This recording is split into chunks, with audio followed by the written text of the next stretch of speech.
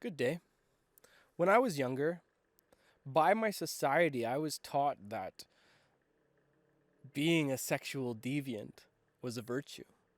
I was taught that your body count was a measurement of your manhood. And I followed that. And I did pretty well for myself. And as far as I've had lots of sexual partners, and I've made it out of the trenches without any sexual transmitted diseases. Made it out of the trenches without being possessed by one of those demons. You know, you can protect yourself from STIs and STDs with condoms and other practices. However, you can't protect your soul from this possession of that woman. And there is many other reasons why we should be holy about our sexuality. Nothing to be suppressed, but something that we should really respect. I want to talk about in this video the sexualization of children and the normalization of these kind of ideologies that kids should not be subjected to. And some things that I didn't know about that I wish that I had known about. I wish that society had put more fear into me around hedonistic pleasure seeking. The most Googled sex question in 2020 was, what are the symptoms of chlamydia?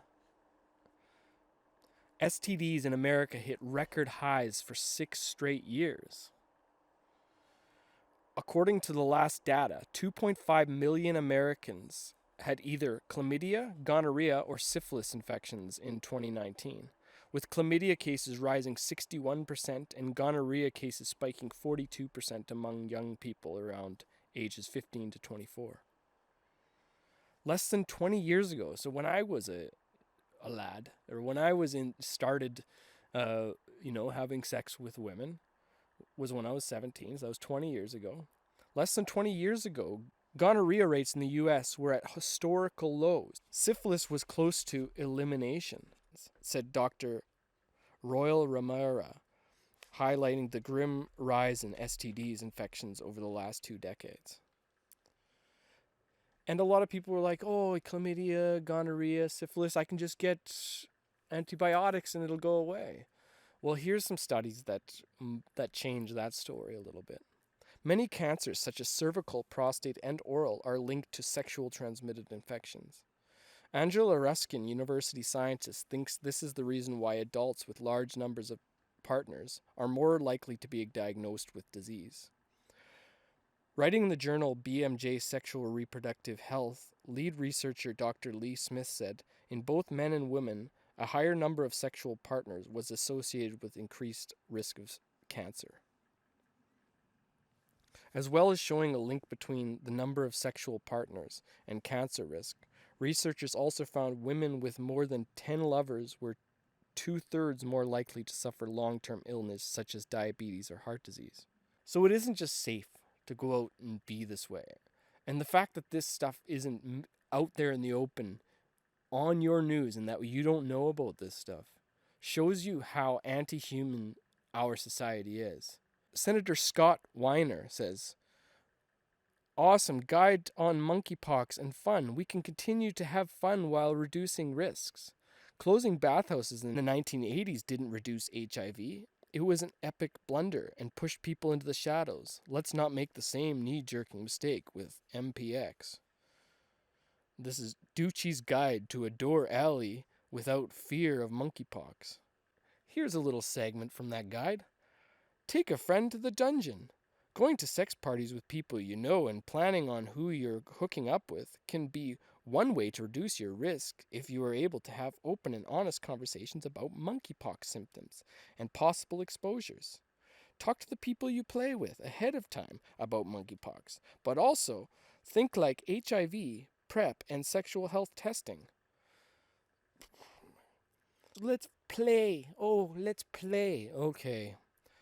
The whole time they're telling us that we can't be within 6 feet of each other and have to wear masks and get all these things. And then they're just like, oh, just have free for all, whatever. Continue it. Continue the way you are. Keep in mind that condoms can reduce risk of monkeypox, but not eliminate risk entirely.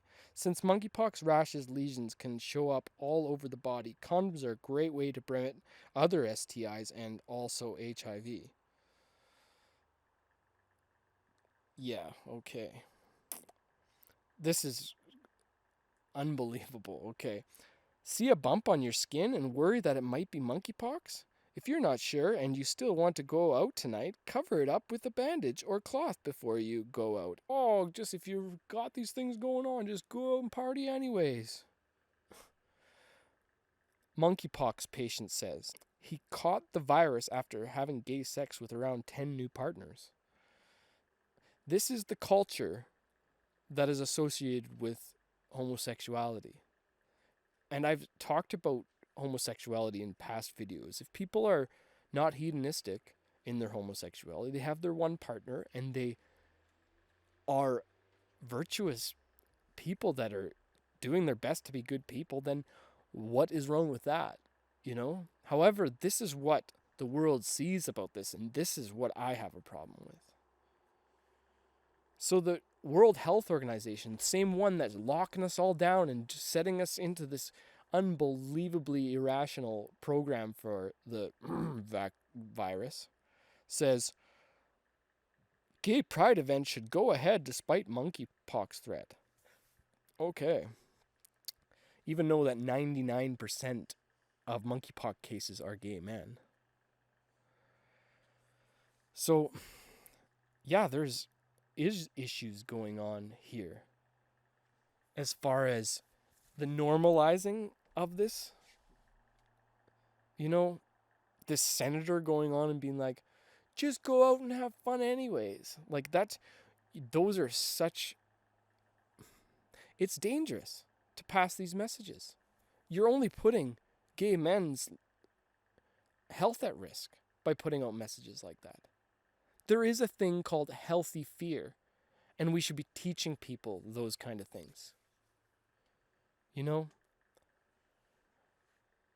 And it doesn't bother me for people to do what they want to do behind closed doors and do what they want to do and dress as girls, do all of that. However, once you start to normalize it and also just teach it and put it right in front of the children, then you are abusing children as far as I'm concerned. Gender dysphoria is a real condition. You know, if somebody's like, hey, I'm Batman, you go, wow, good, you're make-believe Batman, but you don't encourage him that he's actually Batman to the point where he's going to go and take puberty blockers, which are actually chemical castration drugs. This is sick. Check out this video. It's time for a pride parade. Families marching one by one. Hurrah, hurrah. This family has two mummies. They love each other so proudly. And they all go marching in the big hooray. This family has two daddies. They love each other so proudly. These papas are non-binary. They love each other so proudly. Trans members of this family all love each other so proudly. And they all go marching in the big parade. Oh, a lot of people say, what's the harm here? We should take care of these different people, these 1 in 1,000 or 1 in 10,000 people that think they're the opposite sex, and we should accept them. Well, there's a difference between indoctrinating children into normalizing mental illness like gender dysphoria and just being okay if you see somebody dressed up as a girl if they're a guy. None of us care about that. It doesn't bother anybody. But you try to put it into the ears of kids. You are doing stuff that's causing big issues. And that's why people like me are going to stand up. And that's why we're not going to just sit by and let this pathological ideology just spread amongst the children. You know, if you take a look at Miley Cyrus here in this picture, okay? She was on Nickelodeon and got all the little girls, oh, I'm on Nickelodeon, I'm a star, and look at this picture of her as a child when she was on Nickelodeon and on Disney, right?